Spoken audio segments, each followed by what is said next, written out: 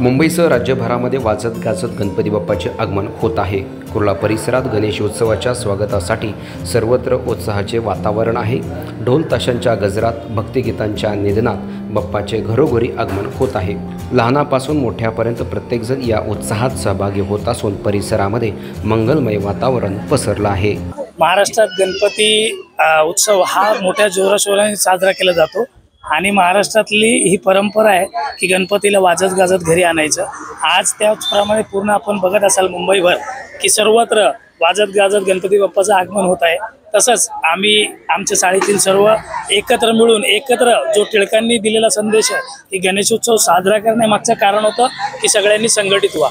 त्याचप्रमाणे आम्ही हिरा कुंभारचाळ रहिवासी सगळे एकत्र येऊन गणेशोत्सव मोठ्या उत्साहाने साजरा करतो। तसा एकूणच 10 दिवसामध्ये वातावरण असणार आहे। 10 दिवस हे पूर्ण आनंदाने भरलेले असतात। या 10 दिवसामध्ये कधी आम्हाला कुठल्या दुसऱ्या गोष्टीची आठवण होत नाही।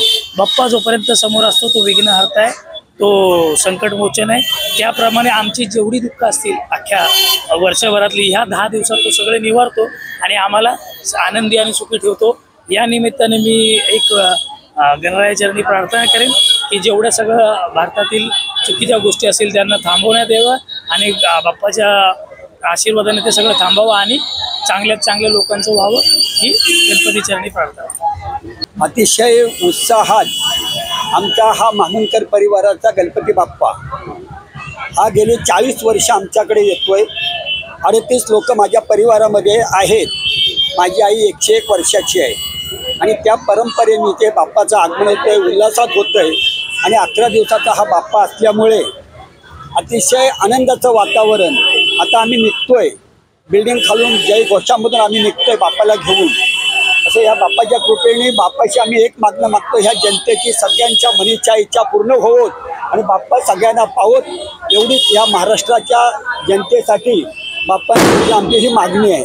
माझं नाव सुनील शिंदे। मी आज 25 वर्ष होत आलेले मी गणपतीचं आगमन यावर्षी पण करत आहे 2025 मध्ये आणि गणपतीचा उत्साह मला प्रत्येक वर्षी असतो।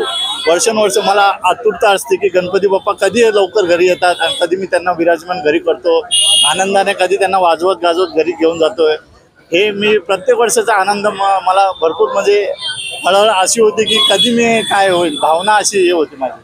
आणि माझे 25 वर्ष होत आलेले आता गणपती बाप्पाला आणून आणि प्रत्येक वर्षी मी करत असतो। घरातलं आणि मंडळातलं कसं वातावरण असतं? घरातलं वातावरण जेव्हा मूर्ती घरात गेल्यानंतर प्रसन्न एकदम वातावरण होतं आणि 10 दिवस कसे जातात तेच काय कळत नाही। हे असं आमचं असतं दरवर्षी, पण वातावरण खूप छान असतं आमचं। यावर्षी तर डेकोरेशन जरा आमचं थोडा प्रॉब्लेम झाल्यामुळं, पण मूर्तीच्या हिशोबाने ते व्यवस्थित आलेलं आहे डेकोरेशन, पण केलं अरेंजमेंट सगळं व्यवस्थित झालेलं आहे। आणि यावर्षीची आमची दगडूशेठ हलवाई, पुण्याचा दगडूशेठ हलवाई। बहुत अच्छा माहौल है।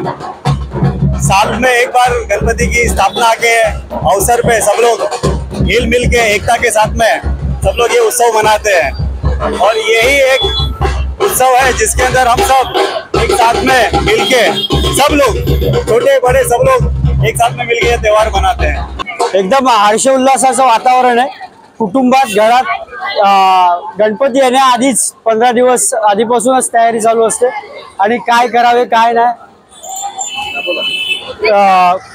सजावट, घराचं डेकोरेशन, उत्साह एकदम ओसंडून वाहत आहे। केव्हा एकदा गणपती बाप्पाने घरी नेऊन मखरामध्ये बसवतो अशी घाई झालेली आहे। सर्वांना आम्ही सर्व कुटुंबीय त्या निमित्ताने एकत्र आलेलो आहोत आणि गणपतीच्या निमित्ताने आम्ही एकत्र येतो सर्व।